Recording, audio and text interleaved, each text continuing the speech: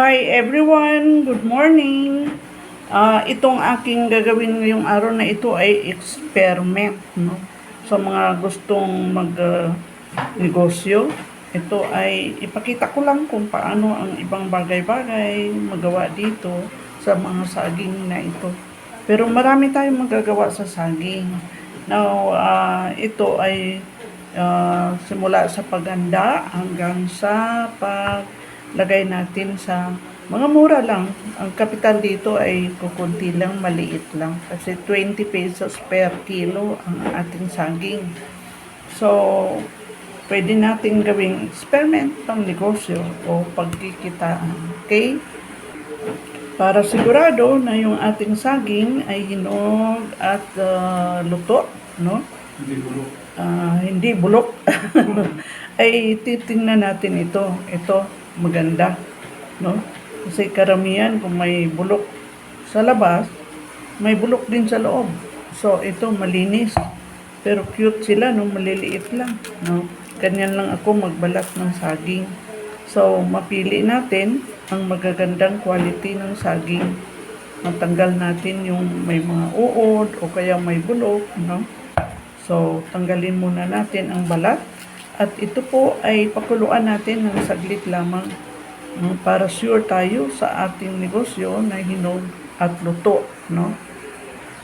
Ito na ating saging. Wala pong marumi dyan, wala pong bulok dyan, no? Lagyan natin ng tubig at ito ay pakuluan natin ng 5 minutes lamang mula sa pagkulo para sigurado tayo na luto ang ating saging. Ito po ang ating mga cute na saging. Gagawa po ako ng turon. Pero ang gagamitin ko po hindi sugar. Ito po ang gagamitin ko. Masarap po ito. Chocolate. Ang bili ko po dito ay 46 pesos. Pero ito po ay ilang pieces ito. This is 200 grams. More or less ay 24 pieces. Ayan, 24 pieces. So, kung gusto nyo na mag-isa, ito na yung ating chocnuts, no?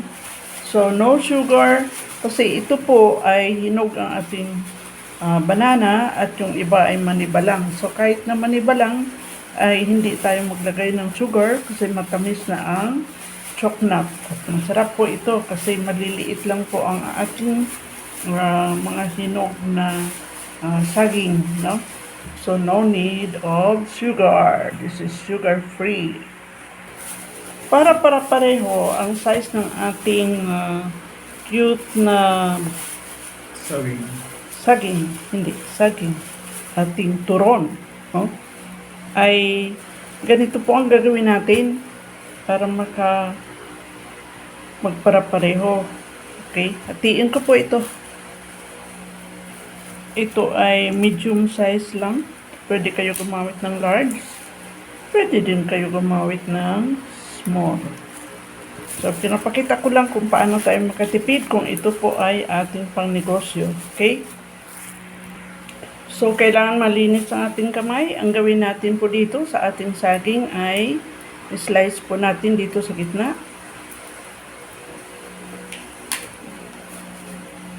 Ganyan lang po. At ilagay natin ang chocnut. So, kahit na ibudbud natin, pwede na rin. And then, close. So, sure na sure ka, nandito ang chocnut. Again, pwede tayo mag-cut lang sa gitna. Dito. At ilagay natin ang chocnut.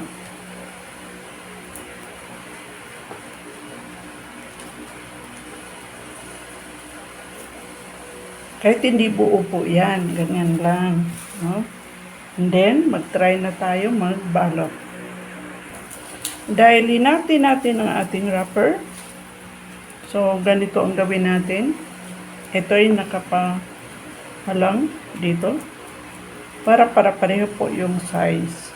And then, maglagay po tayo ng saging na may chocolate. Roll. Pwede po natin ito ilagay dito sa loob.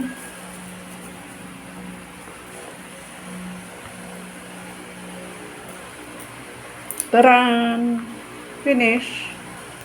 Ang cute na turon.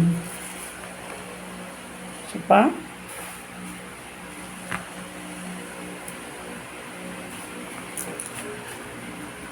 Hati. Kalahati ay dito. At ilagay ang saging. I-roll.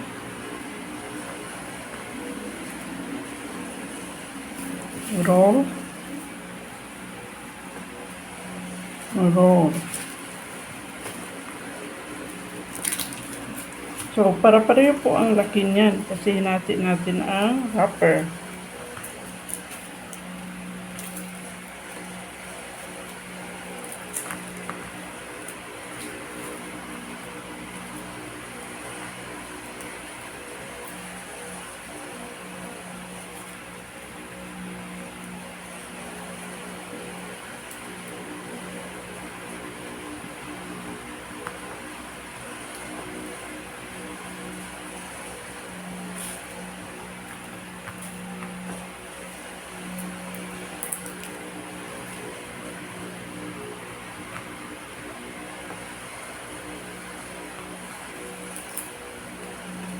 Malinis. Ayos. USD at the Ito na middle. yung ating nabalot na mga cute na turon. So, no sugar. Papula-pulain lang po natin ito para mag golden brown. Kaya mabilis lang at madali lang at konting mantika lang gagamitin natin. Dito sa ating cute na stove, maglagay tayo ng konting mantika lang. Konti lang. Vegetable oil po ang gamit natin.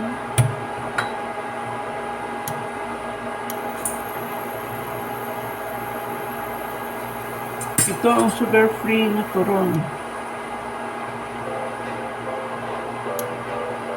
Pwede na tayo maglagay.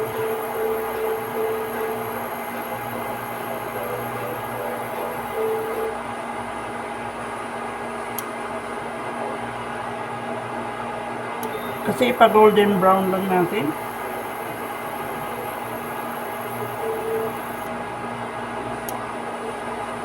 Sure na tayo na luto na yung ating saging.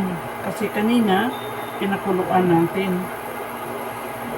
So, yung wrapper na lang, ayan ang ipa-golden brown natin. Cute, ano?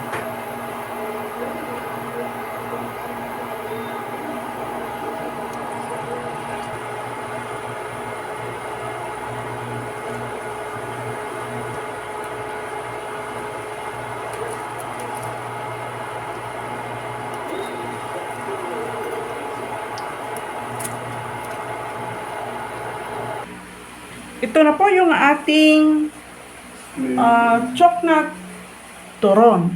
Wala pa tayo nilagay na sugar. So, pwedeng sugar-free or chocolate turon. Kakaiba po, no? So, kung pang negosyo natin, i-try natin ilagay dito.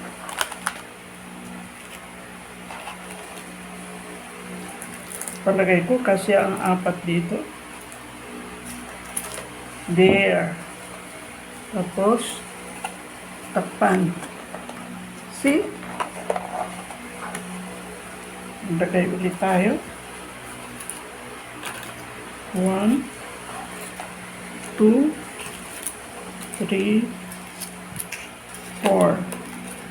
Malutong. Masarap, kakaiba. So, no need of sugar. Hindi na tayo magluluto na may sugar. Because of chocolate. Dahil masarap na po ang chocolate.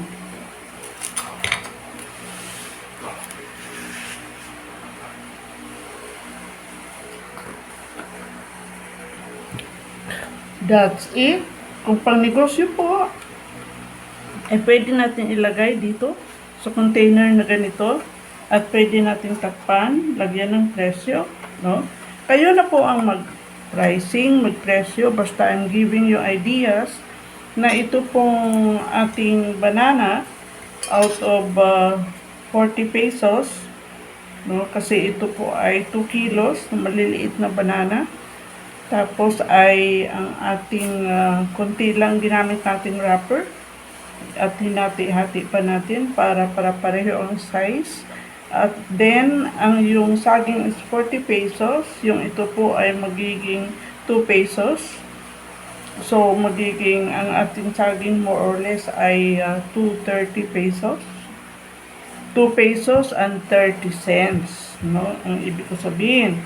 So, ito ay magiging 2 pesos din. So, ang wrapper most probably ay 2 pesos doon.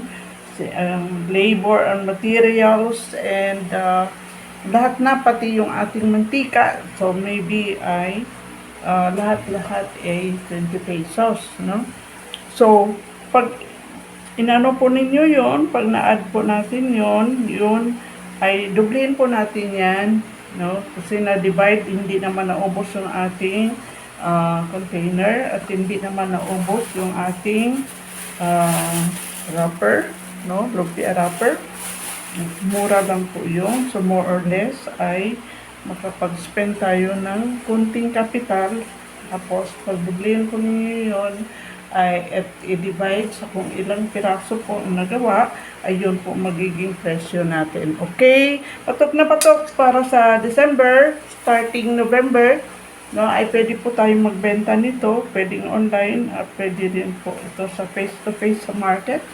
Then, masarap pa po na merienda.